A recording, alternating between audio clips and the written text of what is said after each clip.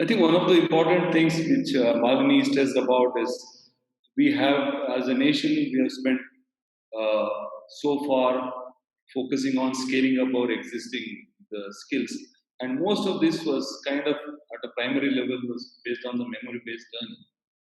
And the memory-based learning can go, it cannot go beyond to an extent where in this 21st century we have a huge requirement of diversified.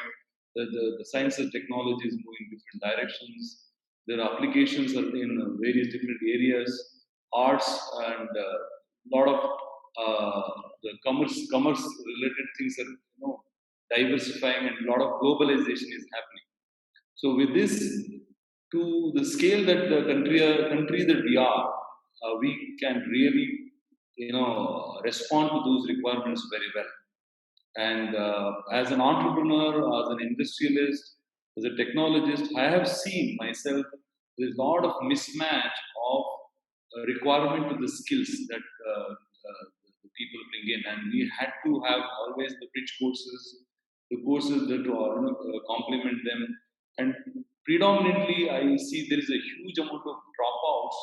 As we say, one size doesn't fit all. So you see a lot of people drop out, and maybe we don't know whether they get an opportunity to come back in, all of that. So I am very glad that we have now the system which brings in problem solving, critical thinking, analytical skills, all of this in the education system. And I feel we as an educators responding to this very well, understanding this very well, implementing that to immediately, and also basically to realistically and genuinely implementing that in the education system will help our children to adopt these analytical skills, critical thinking, and problem solving skills, where I feel it's going to bring in flexibility in a person's ability to choose things that the person wants to do in life,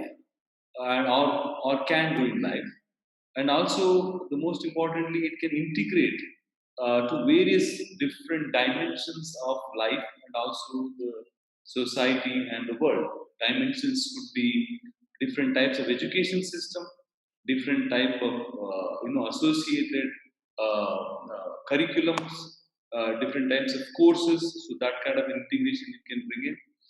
It also can bring in huge scale in areas that we choose.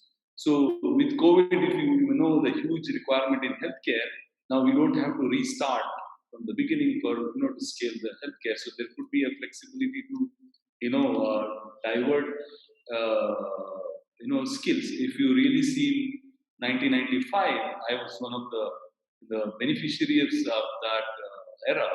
Is that we the significant skills got diversified, diverted to technology, because Y2K was a very big problem that the entire world looked up for India to solve in the computer. And I'm talking about the computer system. Now, I feel there is a similar requirement in healthcare and also mobility and all of that. So it provides the scale if you have the flexibility, and also increases quality. I think important part when you do these kind of aspects, it improves quality.